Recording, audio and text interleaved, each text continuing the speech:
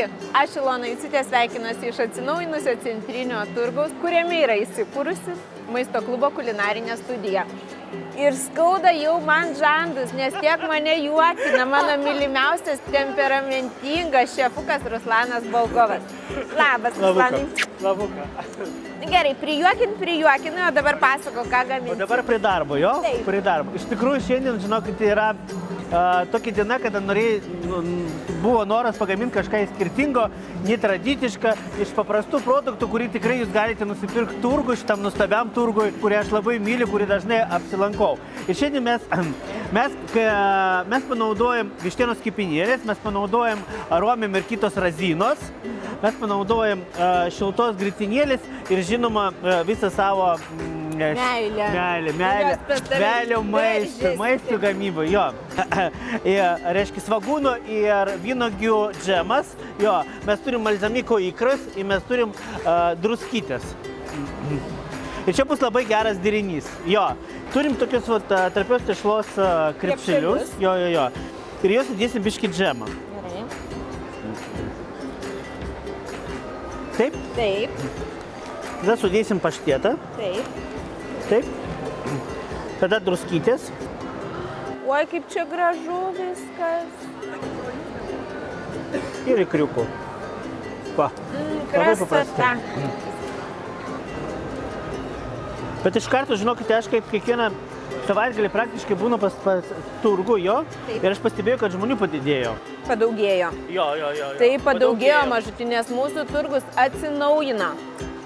Yra vienas didžiausių, vienas moderniausių, vienas gražiausių turgų Lietuvoje. Gerai, turgų pastebėjai, kad pagražėjo viską, o kaip tau mūsų kulinarinė studija? Kulinarinė studija, aš jau laukiu, kada būsiu pakviestas į kulinarinę studiją, kad galėčiau gaminti su žmonėm, kurie nori patobulinti savo kulinarinius įgūdžius ir kartu pagaminti ką nors. Tu jau esi pakviestas ir aš dar kartą kviečiu tave viešai ir pati nekantrauju, kada aš galėsiu pas tave sėdėti pirmam suole pamokose. Gerai.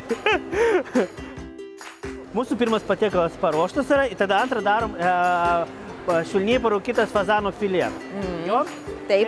Tai pasakok smulkiai, kaip čia padaryti. Čia yra maskarponių sūrio, švelniai parūkyta fazano filė ir riešutai. Aš radau čia riešutus, aš paėmiau vieną pistacus, kitą dėjau graikiškus riešutus ir kad būtų tokį vientisą ir graži reiškia masė, aš dėjau dar svistuką truputį ir jis susirašė. Nu ir viskas. Ir tada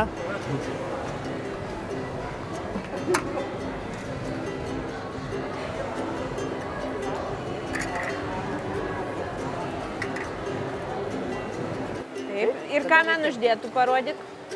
Taip. Kas čia trupiniai yra? Kokie? Jo, čia yra skribučių paprastas duonos trupinius. Čia yra džiuvisėliai praktiškai, jo. Tada mes turim dar alyvuogių dribsnius, džiovinto alyvuogių dribsnius. Ir turim vytinto itališką parma kumpio dribsnius. Ir viską mes dėsim tenai.